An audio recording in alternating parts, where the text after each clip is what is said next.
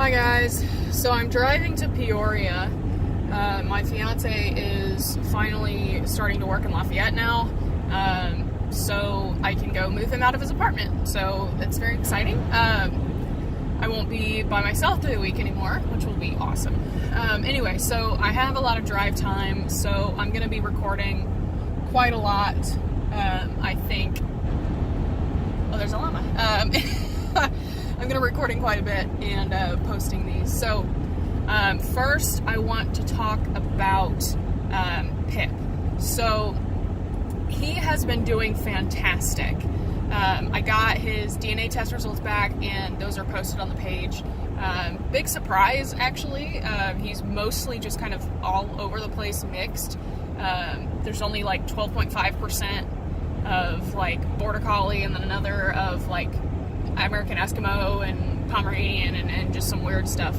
Not really anything that was really what I was expecting. But anyway, he's been doing awesome. Like, awesome. He is sleeping in his crate without whining. Like, today I slept until like 10, which normally I get up at like 6 and let all the dogs out and then go back to sleep. But I didn't even do that this morning. He didn't even whine at all. He's been doing awesome in his crate. Like, I've been leaving him in his crate when I run down the road to Meijer. I only live like 7 miles from Meijer. So I've been doing that while I run to the store, and I left him in there for like an hour while I was gone the other day, and he was fantastic. He did great. So I think he's turned the corner. So it's great. I'm so proud of that freaking dog. He's going to be an awesome dog for somebody. Which brings me kind of to my next point. It's going to be so hard to let him go. It's going to be so hard because now that he has turned the corner on his anxiety and really gotten it under control, he is such a freaking snuggler. Like, he'll just come up next to me on the couch and just like snuggle in and lay down and like put his head on my lap, like, love me. And I'm like, damn it. It's gonna be so hard. Like, I've put so much work into that damn dog, and I've had him for several months, and he's just, God, he's such a good dog. He's gonna be awesome for somebody, and I'm gonna be really picky about choosing where he goes. There's a couple that's interested in him that I think would be a pretty good fit. I'm just waiting to see if he's really gonna be solid in a crate for long periods of time. And really put a couple more like obedience and manners stuff on him so that he can actually live in a home. Because up until now, he really hasn't had a whole lot of freedom in the house because I've been so focused on getting him okay with the crate, so that he didn't really have a whole lot of freedom in the house to roam around. So I don't know if he's gonna like counter surf or I know he likes to jump on the bed, but you know, I just got to figure some more stuff out with him. So I'll have him for probably another couple weeks at minimum. I'm thinking about potentially taking him to the Toss and Fetch League that I'm starting with Sky. It's like a 5-week thing, so I don't know if I want to get started with him, if he's just going to get adopted like in the middle of it. But I don't know, I'll think about it. But anyway, he's doing fantastic. He's doing awesome.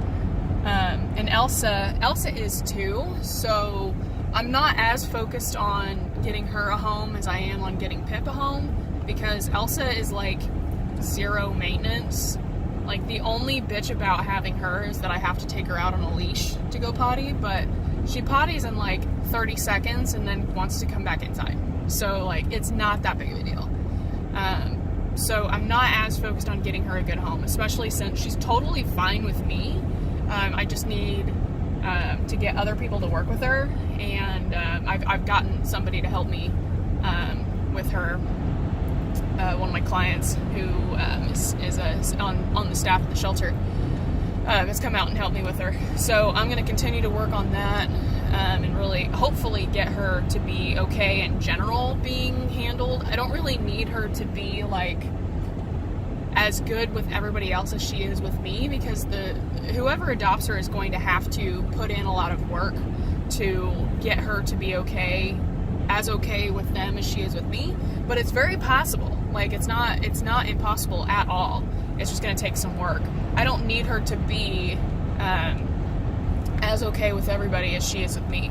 She just needs to be as okay with her owner as she is with me. So, I also switched her food a couple weeks ago. She was on just the standard shelter food, which is fine. It's a good food. But I switched her to Purina Pro Plan Bright Minds, which is like, it's for seniors, the 7+ formula. It's for seniors, and it has ingredients to support. Let me check my notifications here. I gotta look at. Yep. Okay, I gotta turn here. Anyway, so I switched her to that. It's got ingredients to help cognition. And she is a different dog. She is bouncy and sassy and vocal, and she kind of was those things before, but she's just so much more vibrant now, and it's awesome.